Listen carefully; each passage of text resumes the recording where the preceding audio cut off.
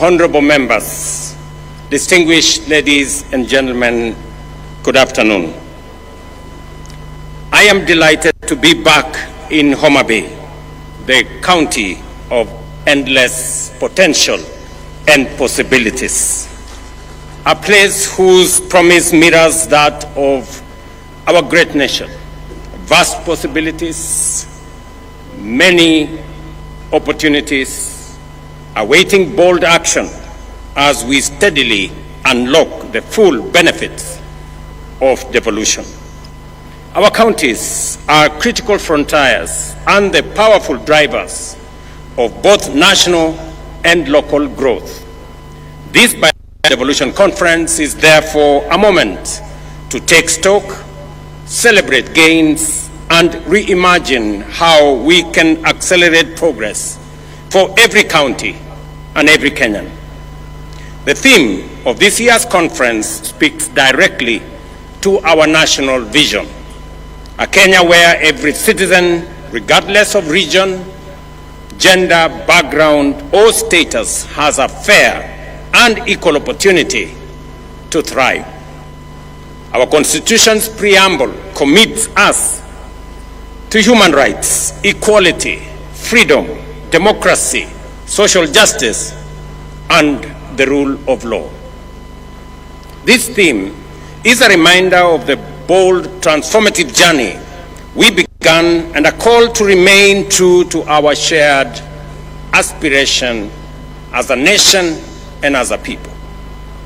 Ladies and gentlemen, devolution has been transformative. It has fostered equity by distributing resources fairly and addressing historical imbalances.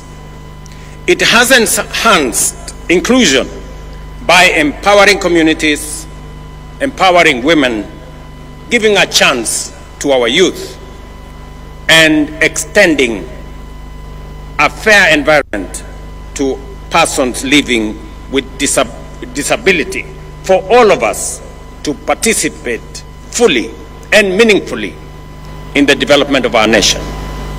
Social justice has taken root through accountable, transparent, and responsive governance.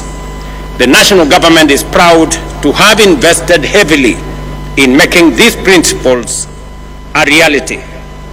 And for myself, I have had the privilege to chair the first intergovernmental budget committee, commonly known as IBEC, from the beginning. And I have had the privilege to see devolution grow by leaps and bounds. Through collaborative frameworks, such as the Intergovernmental Relations Technical Committee, the Council of Governors, the Summit, and the other intergovernmental fora, we have resolved challenges amicably and aligned our policies and resources as guided by our constitutional vision. From the very first day of my administration, I affirmed that devolution is not merely a constitutional provision. It is the ground jewel of our democratic governance and the proudest achievement of the people of Kenya in our constitution-making process. I pledged to accelerate the full transfer of all outstanding devolved functions as assigned in the 4th schedule of our Constitution, together with the requisite resources. This commitment was formalized during the 11th National and County Government Coordinating Summit held at State House, Nairobi, on the 16th of December 2024, as has been alluded by the earlier speakers.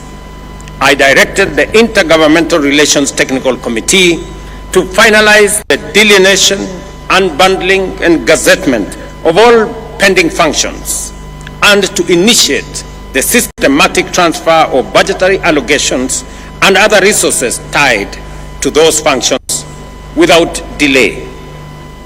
Today, I am proud to report that all 14 devolved functions have been conclusively delineated, unbundled, and formally gazetted. This milestone has eliminated decades-old ambiguities that hampered service delivery and fueled intergovernmental disputes. This achievement marks a decisive turning point in our journey to align functions with funding. It empowers county governments to design and implement programs that respond directly to local needs, from healthcare to agriculture to water management, infrastructure, trade, and early childhood education, while delivering measurable impact to all the people we serve. Further, to the gazettement of the unbundled, unclarified functions by IGRTC on the 16th of December 2024 and the advanced process of resource identification, I am pleased again to announce that we have gazetted immovable assets, that is land and buildings, to transfer ownership to the counties through Gazette Notice number 11164 of yesterday, 12th August 2025, a process that has eluded us for the last 12 years. In other words, 50,000 pieces of land and 80,000 pieces of land and buildings will now become the property of county governments legally. This morning, in a further demonstration of our commitment to devolution, I signed into law two landmark pieces of legislation: the County Public Finance Law Amendment Bill of 2023 and the County Allocation of Revenue Bill 2025. These laws cement the place and the principle of horizontal revenue sharing among counties and consolidate the place of county assemblies, while clearly defining the respective responsibilities of both county and national governments.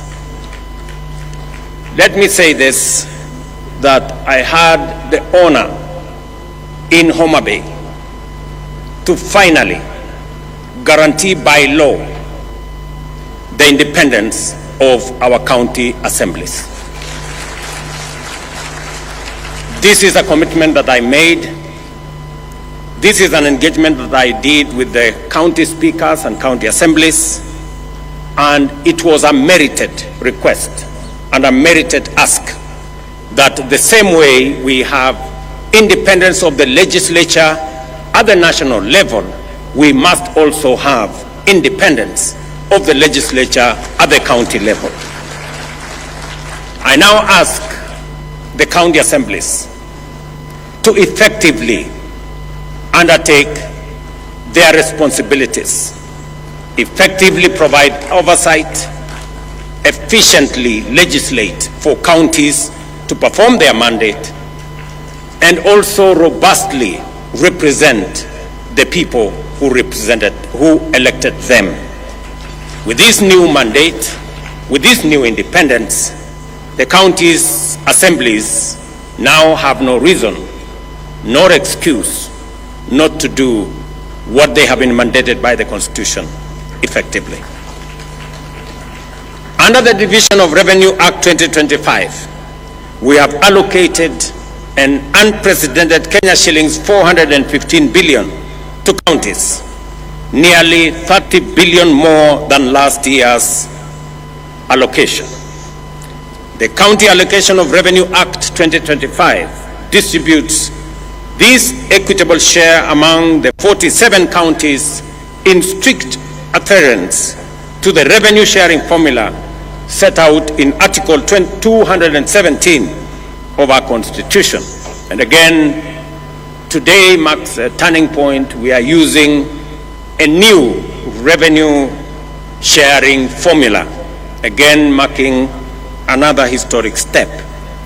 This is the first allocation, as I have said, to apply the fourth determination of the basis for division of revenue approved by Parliament this year. This is not just more money.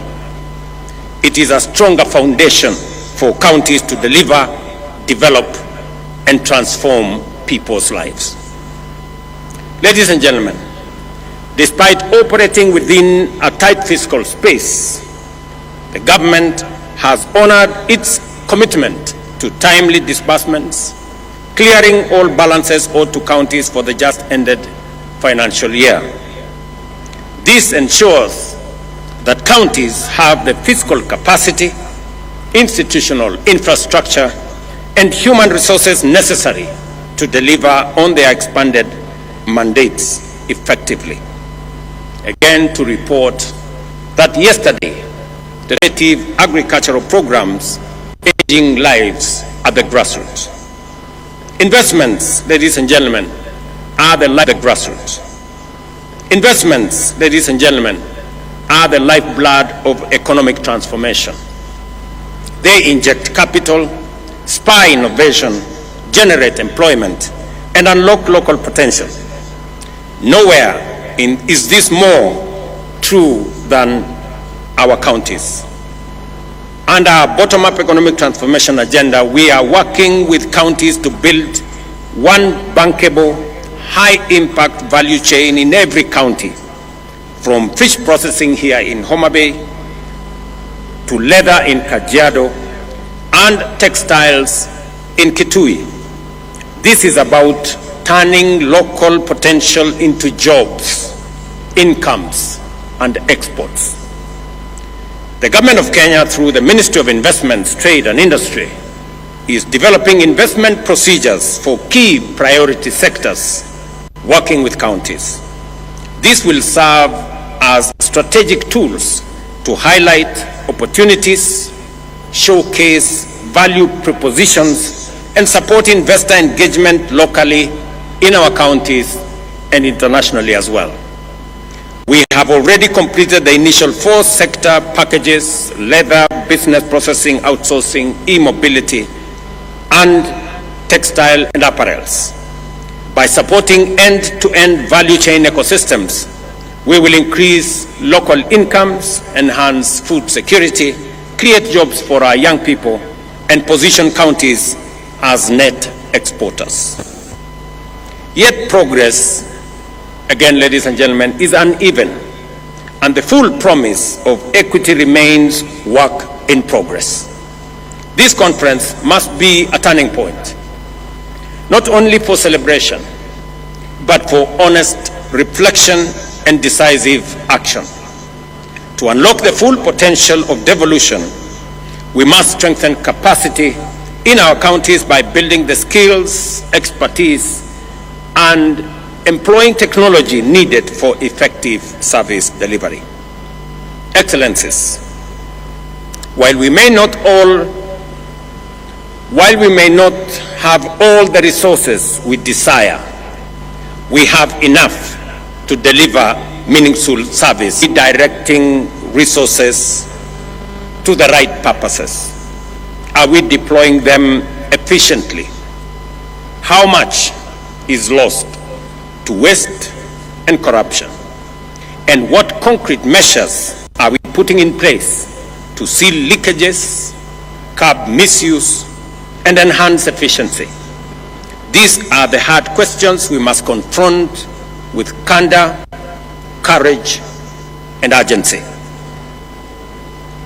Without a doubt, we need to answer these questions as leaders. And I listened very carefully to the statements that have been made here, both by the earlier speakers, by the chair of the Council of Governors, by the Speaker of the Senate, and we all must be honest about ourselves and about what we are doing. And we must agree that the resources that are availed by the people of Kenya through their taxes are meant for delivering transformation in our counties and in our nation. I did sign into law a few weeks ago legislation that will boost the fight against corruption by signing into law the Conflict of Interest Bill now law. I do expect that agencies charged with making sure that there is accountability at all levels of government take up their role as efficiently, as effectively, with accountability as the law and the Constitution mandates them. The EACC must take up their role. I have made it absolutely clear to the chair of the Anti-Corruption Commission, to the CEO of the Anti-Corruption Commission, that there will be no sacred cows and there will be no telephone call from anywhere below or above to stop anybody from being prosecuted for matters corruption. While I agree with the sentiments expressed by the Speaker of the Senate, and he has made a solid statement on holding governors and county governments to account, I also must say the legislature must also be held to account.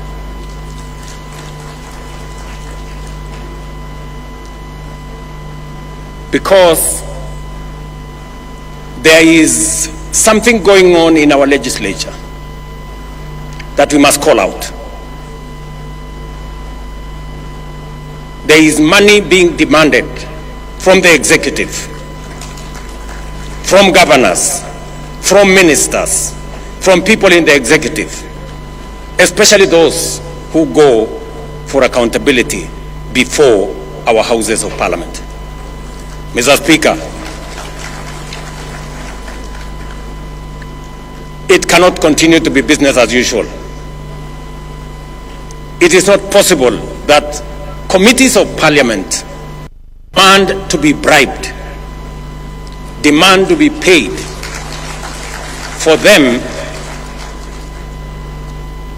to write reports or to look the other way for what is happening in either the national government or the county government. All of us must act together. The fight against corruption must be an all of society engagement and exercise and effort. I also want to ask the judiciary not to be a haven for the corrupt to hide behind judicial decisions. We have innovation that is only available in Kenya that allows a corrupt person or somebody who has stolen public resources or somebody in breach of law not to be prosecuted. Something called anticipatory bail. It is a Kenyan innovation that takes us backwards. Just let's ask ourselves, somebody who has stolen public funds and then goes to court and gets something called anticipatory bail, makes it impossible for such a person to be arrested and prosecuted endlessly. How does that support the fight against corruption? This is a matter I hope our friends in the judiciary would help us answer. Because we are undertaking the transformation in Kenya, but that transformation is being undermined by corruption, and we must call it what it is.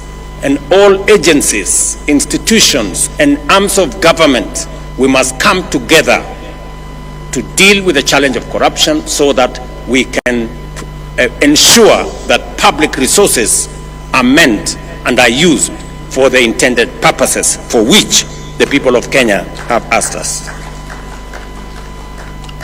Without a doubt, ladies and gentlemen, technology can help in eliminating waste and enhancing efficiency.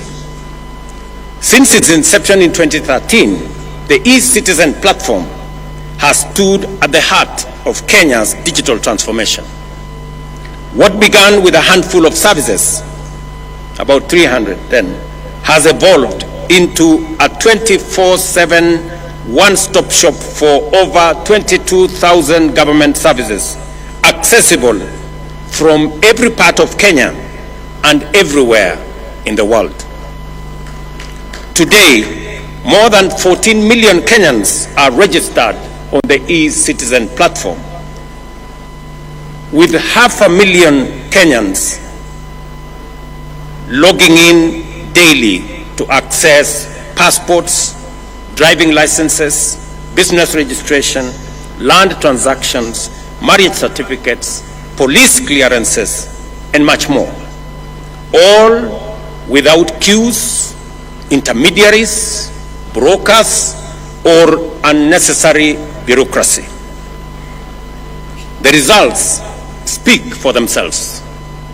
Collections have surged more than 1,500%, from Kenya shillings 60 million to over 1 billion shillings collected by e-Citizen daily, translating to more than 500 billion annually.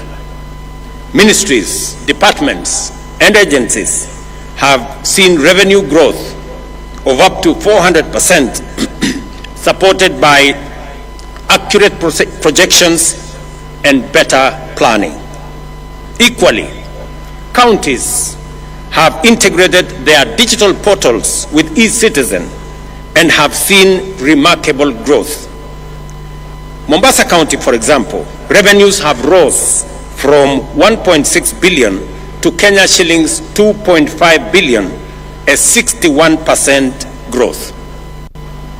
Kiambu County has seen revenue grow from 2 billion to 3.04 billion, a 52% growth. And Kajiado from 1.4 billion to 2 billion, a growth of 48%. Other counties such as Bomet, Tharaka Nithi, Meru, Embu have posted similar improvements. The platform has seen and has been an engine of economic opportunity, creating 600,000 jobs in ICT, support services, logistics, and other sectors, providing that digitization and proving that digitization is not just about convenience, but also about livelihoods. Most importantly, e-Citizen has been a powerful weapon against corruption. By eliminating cash handling and embedding full digital audit trails, we have reduced opportunities for bribery and made transactions traceable, fair, and secure. Citizens can now follow the process and the progress of their applications and payments online, confident that the process is impartial and transparent. I therefore urge all counties to collaborate, share best practices, and celebrate while accelerating the adoption of technology to boost efficiency, cut waste, and enhance revenue performance.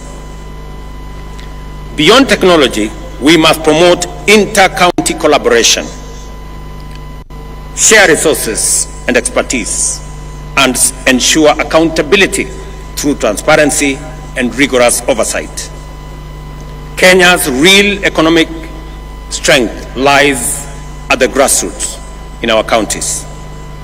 Through the bottom-up economic transformation agenda, we are moving from raw material production to value addition, strengthening agro-processing, manufacturing linkages, and market access for SMEs and smallholder farmers.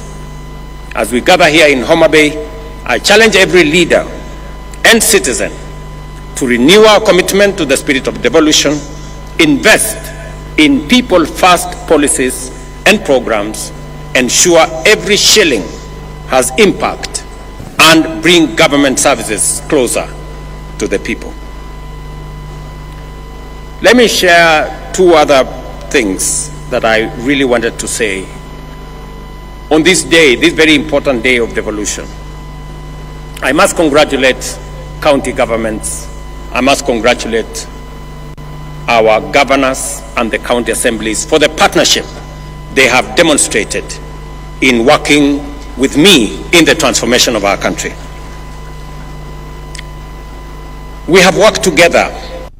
The Constitution dictates that we do. We have worked together on matters of health, from community health promoters, the people who engage with families, with homes every day, the greatest patriots that I know of.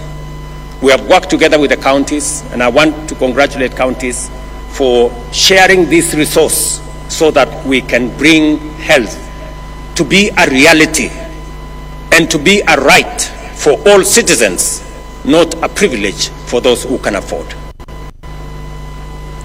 I am also happy that we have made tremendous progress in the delivery of our universal health coverage, working with counties. All the counties have signed into the program that will enable citizens access health at every facility in a way that doesn't exclude others.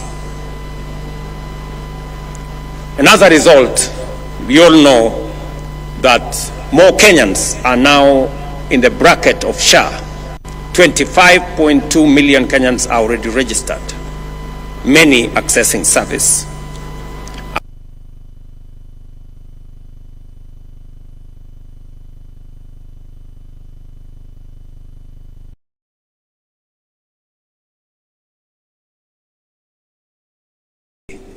Charges citizens for a service already paid for by the government of Kenya.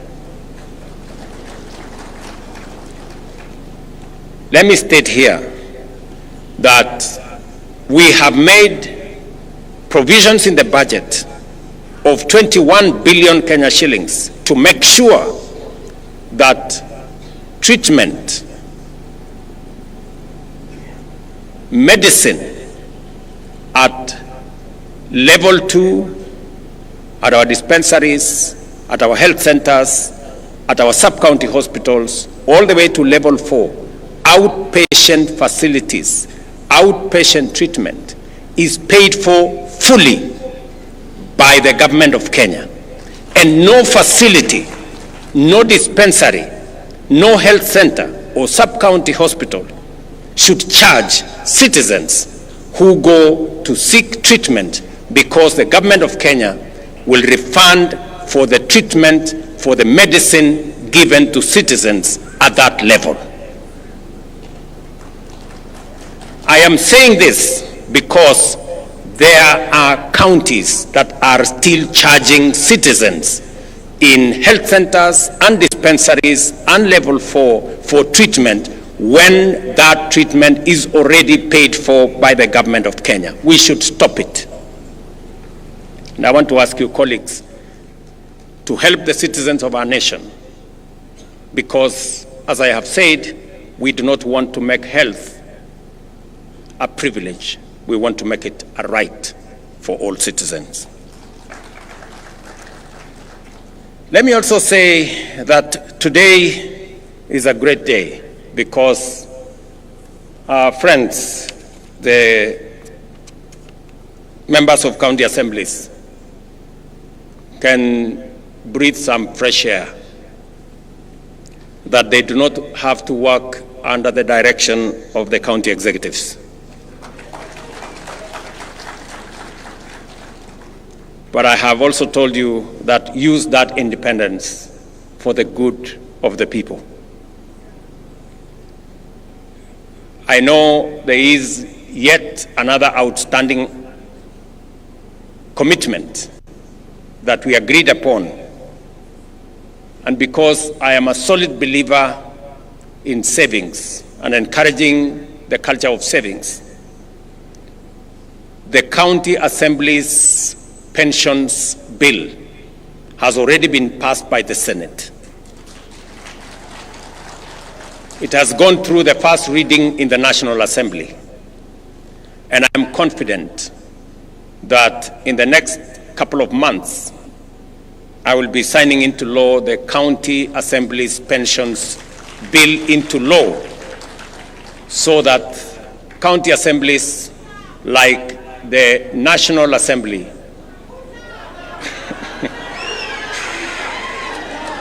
will also have pension, just like members of parliament. This pension, we agreed, is going to be contributory, just the same way the one in parliament is contributory, and it will assist us in making sure that we avoid old age poverty by people who have served in the public service. Today, again in Homabay, I announce another milestone, that through our housing levy and housing fund, we have rolled out affordable housing. We have rolled out construction of markets across Kenya. Today, we broke ground for the first ever hostel for student accommodation in Kenya. And here in Tom Mboya University, we will be building a hostel accommodation facility to host over 2,000 students, and we are rolling it across Kenya. We already have identified universities, Kenya medical training colleges, and TVET institutions to build student accommodation that will accommodate 170,000 students across Kenya as phase one, as we expand the program of housing in Kenya, not only to provide for social housing, affordable housing, student accommodation, our markets, and all the other infrastructure that we are building under that framework. Again, I want to celebrate that the same way we started the affordable housing here in Homabay, by coincidence again, we are starting student accommodation construction again here in Homabay. Again, here in Homabay, I have signed legislation for the first time in Homabay County into law, and we are slowly but surely making history in the Republic of Kenya. Ladies and gentlemen, allow me to conclude by congratulating Madam Gladys Wanga, Governor of Homabay County, for her exemplary leadership and hosting this conference. I also want to commend her for taking decisive action against the people who are running Rachuonyo facility, who we identified as one of the ones that were stealing our money. Thank you very much, Governor, for taking action swiftly. And I want to promise you that as you dismiss those people, we will look for them so that we can prosecute them, so that they can, we can hold them to account. And we are going to do it for all the other facilities that will try to steal from our resources meant for health.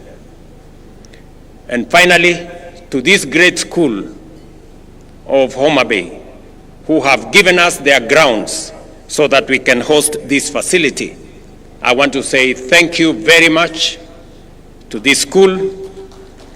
And as a small token of appreciation, the government of Kenya is going to provide 10 million shillings for the construction of the library, as I was informed by the governor. Thank you very much, Mwalimu, for allowing us to use these great grounds for this momentous event.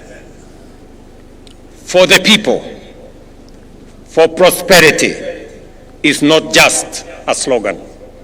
It is a call to action, to fairness, opportunity, and progress in every part of Kenya.